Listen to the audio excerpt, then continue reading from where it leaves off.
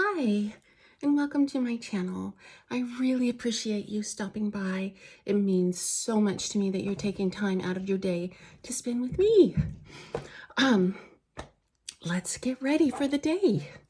Got my coffee mug here with Cassie Colton on it, one of my besties, and me when she came to visit me in Seattle.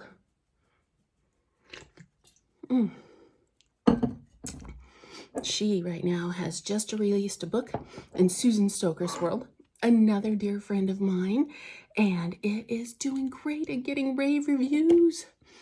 You should go check it out, Cassie Colton.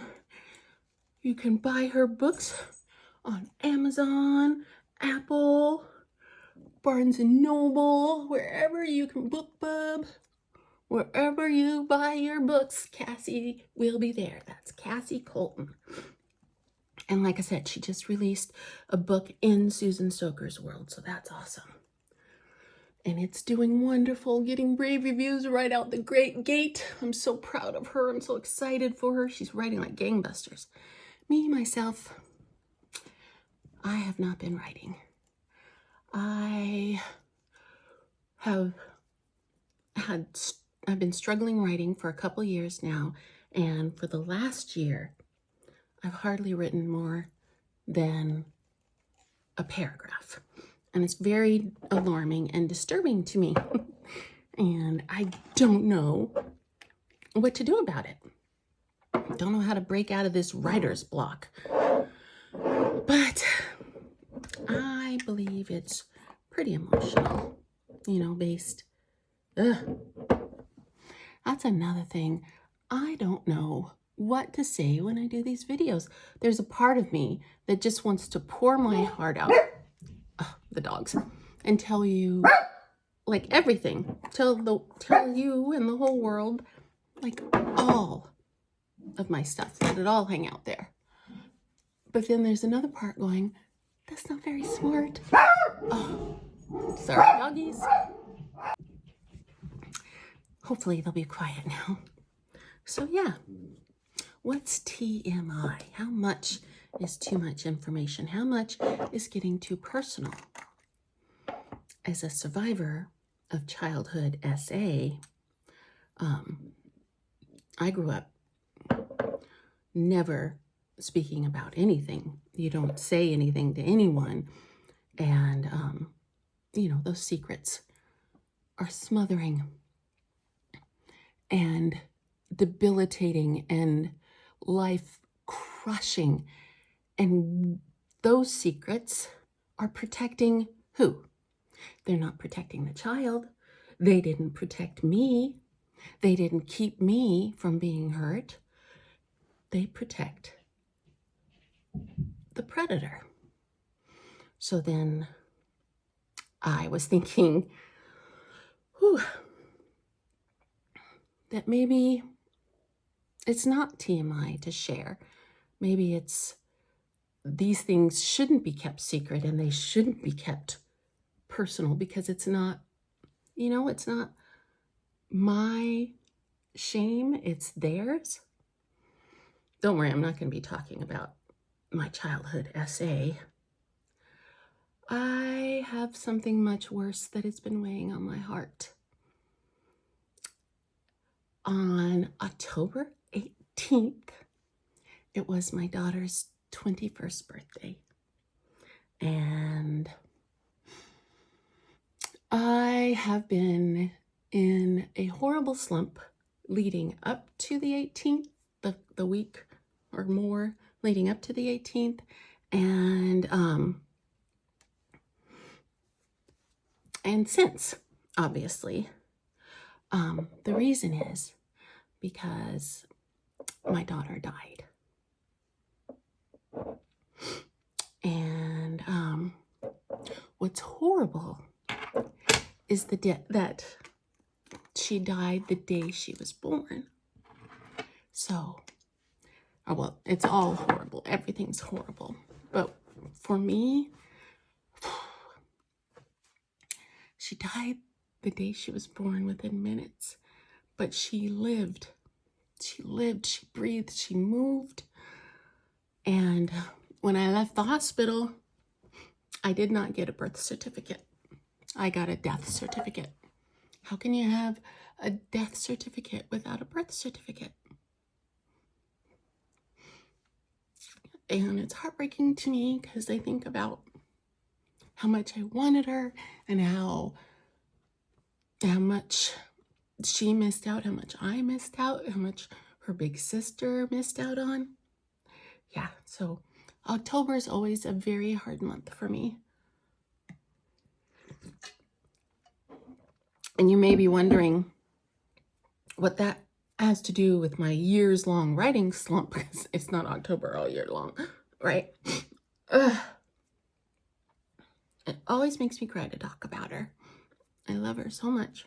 Her name was Shania, and I named her that because one of my favorite movies growing up was called The Inn of the Sixth Happiness, starring Katharine Hepburn. No, not Katharine Hepburn. It's one of my favorite movies, and now I can't remember. Anyways, The Inn of the Sixth Happiness. Amazing, amazing, amazing movie. Of course, it's all white appropriation because everybody in it is white, and most of it takes place in China. So there's some appropriation there that needs to be addressed. But the movie itself, the story, is about Gladys Aylward, this wonderful woman who believed that God had called her to China. Now, she was only an upstairs maid with a 3rd grade education, and no church would send her to China because they didn't think she was qualified. But she knew that she was supposed to be in China. And so she saved up the money and she went by herself. And this was pre-World War II. And oh my goodness. When she got there, things were hard and she had trials and she didn't even speak the language.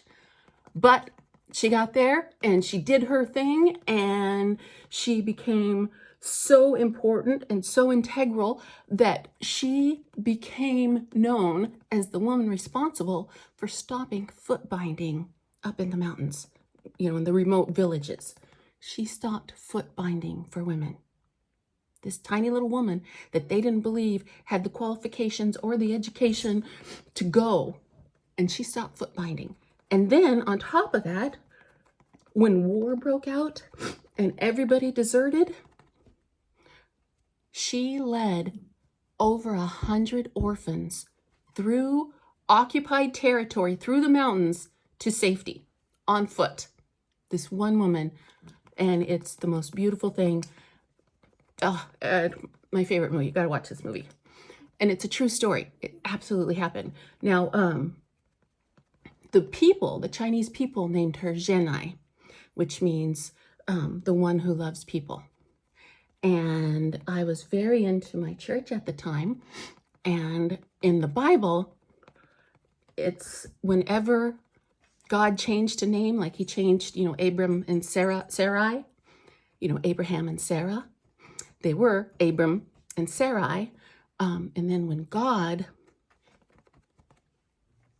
came into their lives and claimed them, he put A-H in their name, Abraham and Sarah. And so whenever A-H is in a name, that means they are consecrated to the Lord. So I named her Shania, the one who loves the Lord. That's how it worked in my brain. I don't know if that's accurate or not, but that's where her name came from. She was Shania. Well, that's how we got her name, or I got her name. And the rest of the story is not pleasant. See, I was struggling with infertility all through my first marriage. I was unable to conceive, and the doctors could never figure out why. I was on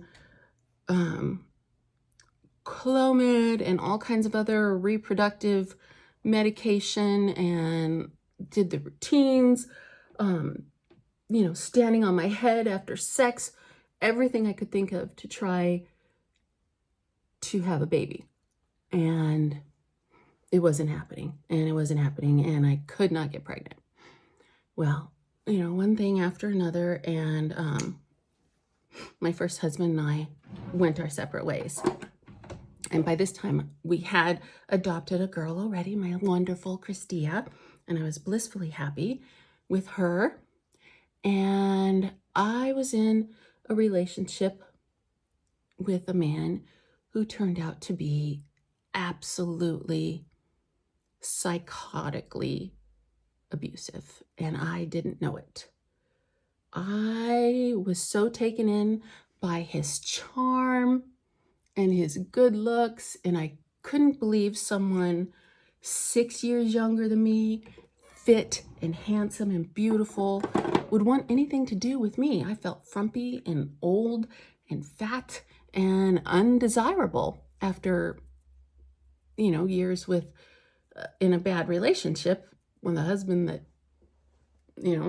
didn't want me. So I was blown away by this young, handsome, fit, active man who just seemed enamored of me. And he was so funny, and he always made me laugh, except when he made me cry. And I was completely taken in by him. And I got pregnant. And I remember standing in the bathroom, staring at the test in absolute shock, because he made me take it because he was convinced I was. And I'm like, no way, I can't get pregnant. It won't happen. You're just going to get me my hopes up for nothing. But he was adamant that I try. And he was right. I was staring at a positive test. And I was so happy and so overwhelmed and so excited. And he comes in the bathroom and he sees positive. And instead of embracing me and being happy with me, he was furious at me for being happy. Absolutely livid that I was happy, and said he couldn't believe that I was so selfish to be happy when I knew he didn't want kids. And he was angry and awful. And I tried to step out of myself and think about it from his point of view, not from me, who's been wanting children for years and years and years. And this is my dream come true. And oh my goodness, it's going to be wonderful. But he's losing his shit. So I try to meet him where he's at and forget myself and try to think about someone other than myself. And so I'm trying to reassure him, and I'm telling myself that once the shock wears off, he's going to be thrilled and it'll be okay. And I'm trying to calm him, and it never works. I even tell him, it's okay. It's okay. I know you don't want kids. You can go. I'll be fine. The baby will be fine. It's all right. I am not going to hold you accountable or responsible. It's fine. And he looked at me and he says, I can't believe you think I'm the type of man that would walk away from my own child. Think about that. He was affronted and insulted that I thought he would walk away from his child. And then he followed that up with trying to force me into an abortion. And for the next 4 months, that's all I heard about. We weren't allowed to tell anybody. He said it was because, first because we weren't sure. And then the fight got so bad that I finally told him that I was done with him and that he could leave and I wasn't doing this anymore. And that's when he backpedaled and he was like, okay. I was overreacting. I see that now. I can't lose you and blah, blah, blah. And so I thought he had accepted that it was going to happen and that the joy would come once he was holding his baby, that it'd be fine once he was holding his baby. But we still couldn't tell anyone because he said, you're not supposed to tell till the 4th month because, stuff could happen. Okay. And then he was telling me constantly, you're not going to be one of those pregnant women that's always like, you don't do anything, you don't go anywhere, you won't stay up or anything because of the baby. It is always the baby. And so I was on high alert. I was not going to be a whiny pregnant person. I was going to be doing things, and I was never going to use being pregnant as an excuse for anything. I was not going to give him any reason to resent our child. And for the next couple months, it was hell. He took me even to a Planned Parenthood to try to get them to talk me into getting an abortion. Like I said, when I finally got to the point where I was ready to tell him to GTFO, he stopped that. And then when I thought he had moved into acceptance, no. Now, looking back 20 years later, I know what he did. He just went into, fine, if she won't have an abortion, we'll just have to get rid of it a different way. He started not letting me sleep. I had to be at work. He didn't work, by the way. Why was I with this dirtbag loser? He didn't work. And so he would keep me up until 2 o'clock in the morning. And then I had to be at work. I had to get up at work to get to work at 6. And I would be exhausted. I would sleep during my lunch break in the car. And then I would come home and have to clean the whole house and cook his dinner and then clean up after dinner. And I would take off his shoes and rub his feet because that was like our bonding thing. I was so stupid. I was so trapped and I didn't even know it. And I was exhausted and I couldn't tell him about it because he would get mad. And then he decided one day when I was about a week shy of my 6th month, he decided that we were going to teach me how to mountain bike. We take out our bikes and we go to a school track. Now, this school track, just round loop, and he made me go through that loop probably about, 10 times, maybe 15 times. You ever run a track loop? Sure, it's easier on a bike, but I'm pregnant and I'm going on months of no sleep and I'm exhausted. And then he starts going, there's a grassy slope. And so he starts making me ride up and down the grassy slope all the way around the track. And I do that about 10 times. And I'm starting to get really tired and really fatigued and my legs are hurting and my back is hurting. And I finally ask if we can go home. And he gives me a filthy look and he says, okay, but we got one more thing to do. Now, at this particular school, the bus ramp into the bus shed or whatever is super, super steep. And he tells me we can go home as soon as you can get up that road. I'm telling you, people, I tried and I tried and I tried and I kept falling and falling and falling. Now, remember, I was a plus size girl. Now I've lost over 100 pounds since that time, but I was a plus size girl on top of being pregnant, on top of going months with no more than 3 or 4 hours of sleep at night. I fell over and over and over again. And he would just stand there staring at me, angry, telling me to get up, try again. I can't believe you can't get this. We're not leaving until you get this right. Go, go, go. And he would not stop. He was relentless. And I was finally, the last time I fell, I was just on all fours, sobbing, and I could not get to my feet. And with disgust, he said, fine. And we went home.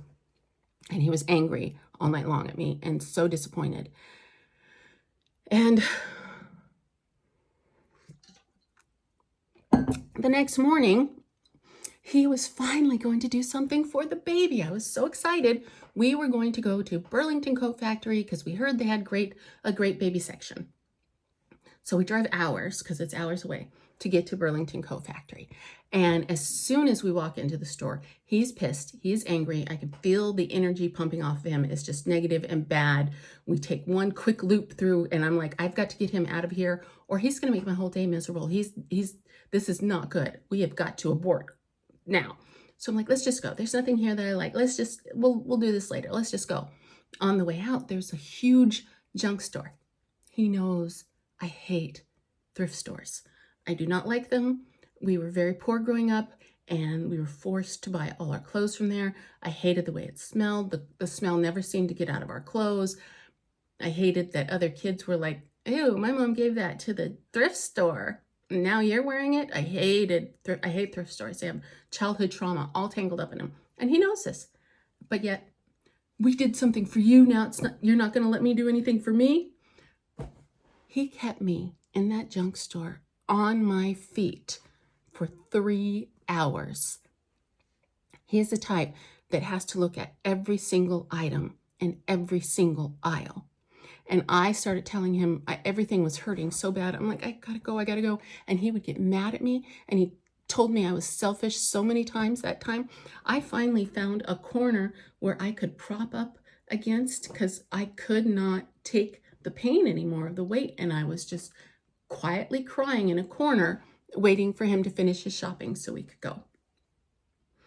And when we got home, I started having these strange pains. They didn't feel like pains, but like everything in my stomach got really tight for a long time, and then it would ease up, and then it happened again.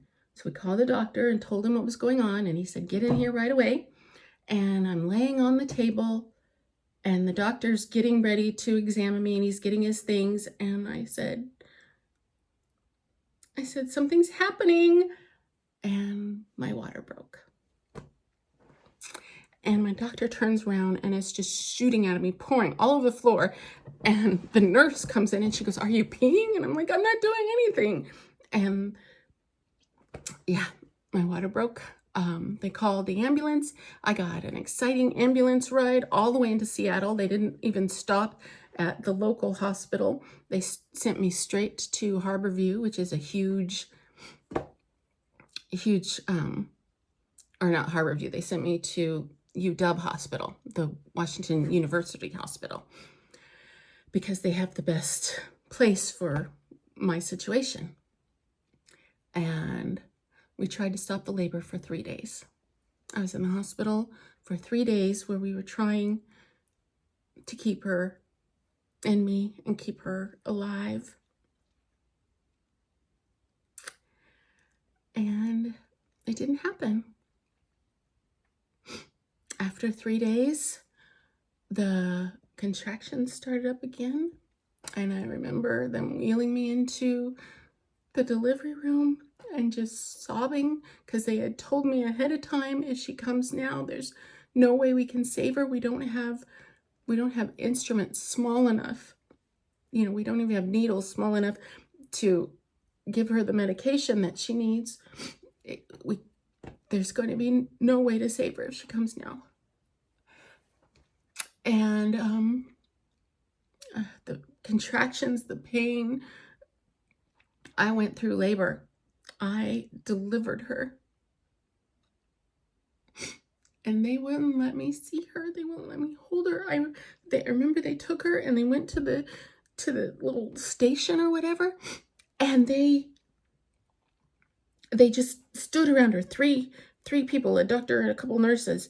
And I couldn't see her, couldn't do anything. But I saw her little hand raise up and move. And they just stood there staring at her. And I was like, why are they holding her? Why don't they give her to me? She's alive. Why are they just staring at her, watching her die?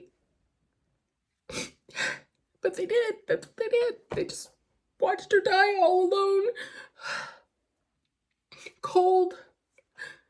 And then after she was gone, they wrapped her up and they gave her to me.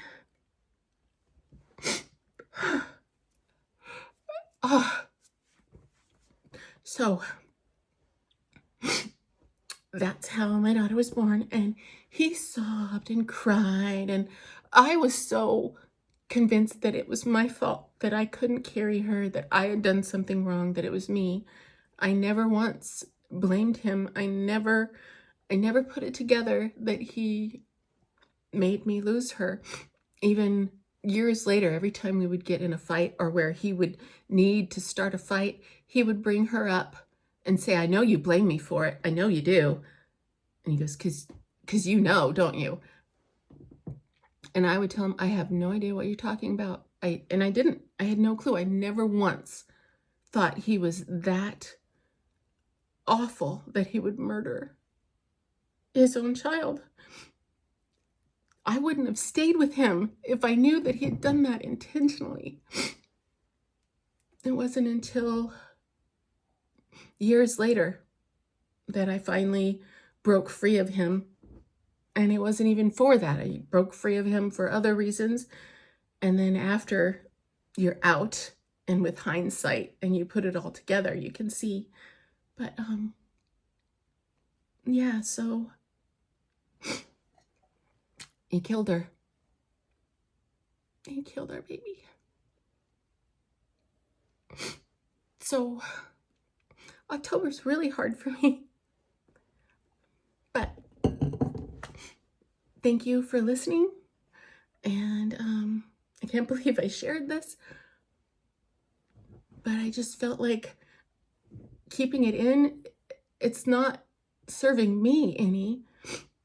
And that murderous asshole, he's just walking along like, doo-doo-doo, I'm fine. Yep, that's what PJ Harvey did to me. Philip James Harvey. That's what he did to me. That's what he did to our child.